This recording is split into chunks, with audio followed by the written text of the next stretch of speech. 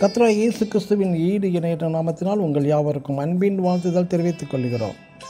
இன்று நாம் தியானத்துக்கு எடுத்துக்கொள்ள இருக்கிறதான வேத வசனம் 27ஆம் சங்கீதம் 5ஆம் வசனம்.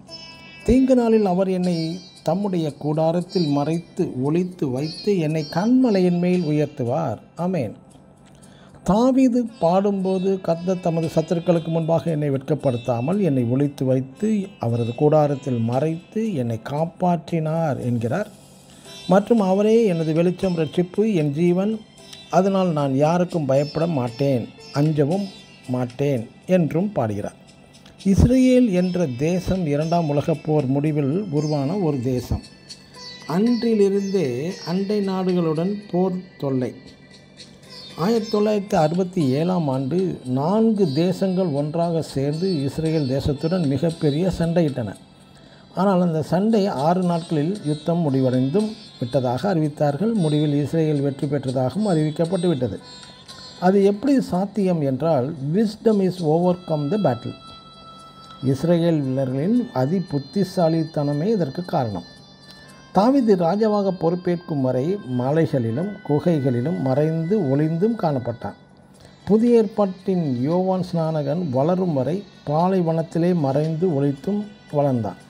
மற்றும் யோசேப்பு எகிப்தின் ஆளுநர் பதவி கிடைக்கும் வரை சிறைச்சாலையிலே தேவன் யோசேப்பை ஒளித்து வைத்தார். அது மட்டுமல்ல, மோசே இஸ்ரேல் ஜனங்களை எகிப்தின் அடிமைத்தனத்திலிருந்து விடுவிக்க 40 வருடம் வனாந்தரத்திலே மோசேயை மறைத்து ஒளித்து வைத்து பழக்க வைத்தார் என்பதுதான் உண்மை. யோசேப்பு சிறையில் இருந்தபோது ராஜாவின் பானபாத்திரக்காரன் மூலம் நான் நல்லவன், நான் என்னை விடுதலையாக்கும்படி ரெக்கமண்ட் பார்வேனுக்கு யோசேப்பு செய்தி அனுப்புகிறார். ஆனால் தேவ சித்தம் நிறைவேறும் வரை மறைந்து ஒளிந்து வாழ வேண்டியது அவசியமே. நீங்கள் அல்ல, தேவனே உங்களை ஒளித்து மறைத்து வைத்துள்ளார். எதற்காக என்றால், ஒரு பெரிய உயர்வுக்காகவே. ஆம், எனக்கு அன்பான தேவனுடைய ஜனமே, சில வேளைகளில் நீங்களும் யாருமே அறியாவண்ணம் மறைந்து ஒளிந்து கூனி குறுகி போய் யாருக்குமே பயனில்லாமல் வாழ்வது போல் தெரியும்.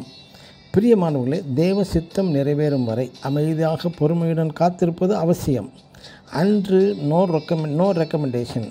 அன்று தேவனே உங்களை மேன்மைப்படுத்தி உங்கள் பெயரையும் பெருமைப்படுத்துவார். அவரே. ஆமென். God bless you.